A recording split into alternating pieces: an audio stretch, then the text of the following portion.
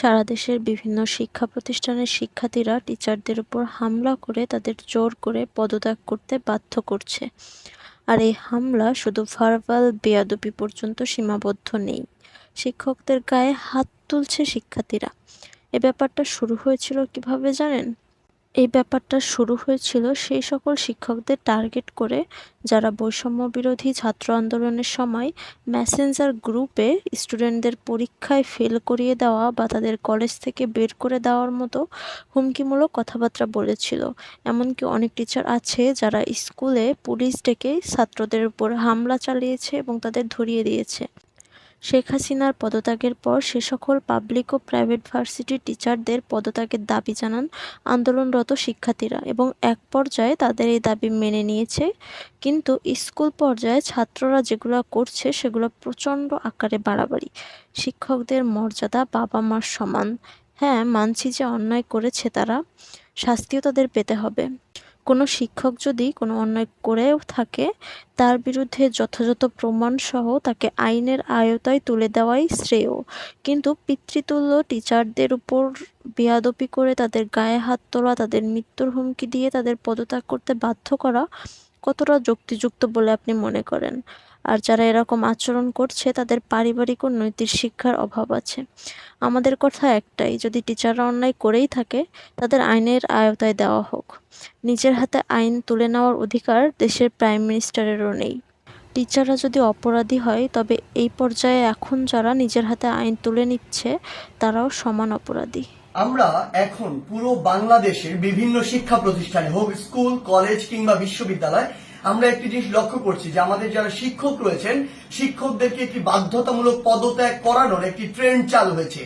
যে জায়গাটি নিয়ে আসলে অনেক কথা হচ্ছে এবং কথা হওয়া উচিত, এবং এই জায়গাটিতে আসলে অনেক প্রশ্ন রয়েছে। প্রথম কথা হচ্ছে, কোনো একজন শিক্ষক যদি কোনো একটি রাজনৈতিক দলের হয় বা মতাদর্শকে বিশ্বাস করে, এটার কারণেই আমি তাকে পদত্যাগে বাধ্য করতে পারি কিনা। আবার আরেকটি কথা এখানে রয়েছে, সেটি হচ্ছে এই পদত্যাগ করানোর যে অথরাইজেশন, এটি আমার আছে কিনা বা আমি এমন অথরিটি কিনা, আইনসঙ্গত ভাবে এটি আমি করতে পারি কিনা।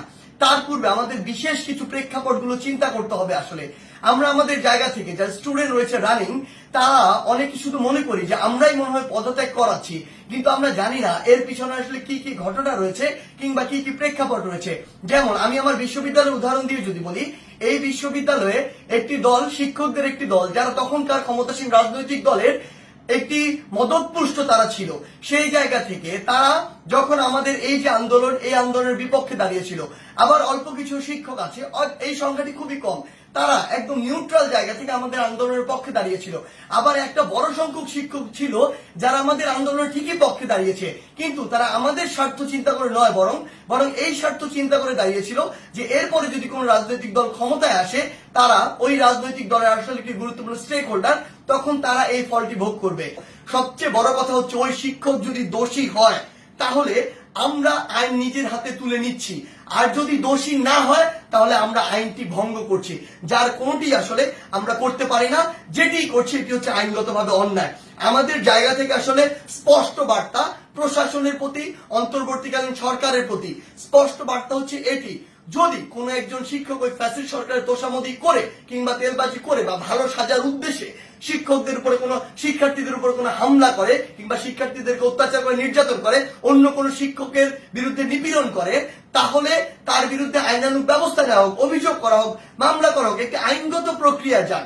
কিন্তু কেউ যদি এভাবে আইন নিজের হাতে তুলে নেয়, কাউকে যদি বাধ্য করে, আমি প্রশাসনকে এবং অন্তর্বর্তীকালীন সরকারকে আমাদের পক্ষ থেকে অনুরোধ জানাই, আপনি ওই সকল শিক্ষার্থীদের পিছনের উদ্দেশ্য কি, কে তাদের এই কলকাঠিটি নাড়ছে, কে তাদেরকে প্রভাবিত করছে, কি উদ্দেশ্যে প্রভাবিত করছে, এটি আপনারা তদন্ত করে ব্যবস্থা করুন। প্রয়োজন হলে ওই যে শিক্ষার্থী, যারা অল্প কিছু শিক্ষার্থী এটি করছে, সকলে কিন্তু এটি করছে না। আমরা বিভিন্ন বিশ্ববিদ্যালয়ে দেখেছি শিক্ষার্থীরা নিজে আবার ওই সম্মানিত শিক্ষকদেরকে তাদের শপথে ফিরিয়ে নিয়ে আসছে। আমরা আমাদের জায়গা থেকে বলি, যারা উদ্দেশ্য প্রণোদিত ভাবে এই কাজগুলো করছে তাদের উদ্দেশ্যে আপনারা তদন্ত কমিটি গঠন করুন। প্রয়োজনে ওই সকল শিক্ষার্থীদেরকে আপনারা আইনের আওতায় নিয়ে আসুন যারা এই কাজটি করছে। কারণ ওই সকল শিক্ষার্থী না, ইভেন আমিও কোনো অথরিটি না, আমারও কোনো এই অথরিটি নেই যে আমি আইন নিজের হাতে তুলে নিব, কিংবা আমার এমন কোনো অথরিটি নেই আমি একজনকে পদত্যাগ করতে বাধ্য করব। সেই জায়গা থেকে আমাদের স্পষ্ট যেটি বার্তা সেটি হচ্ছে, পুরো বাংলাদেশকে আমরা যদি এগিয়ে নিয়ে যেতে চাই তাহলে এই শিক্ষার একটি সুষ্ঠু পরিবেশ থাকবে, এবং এই পরিবেশের সবচেয়ে গুরুত্বপূর্ণ যে দুটি স্টেক হোল্ডার, একটি হচ্ছে আমাদের সম্মানিত শিক্ষক আর একটি হচ্ছে আমাদের যে শিক্ষার্থীরা।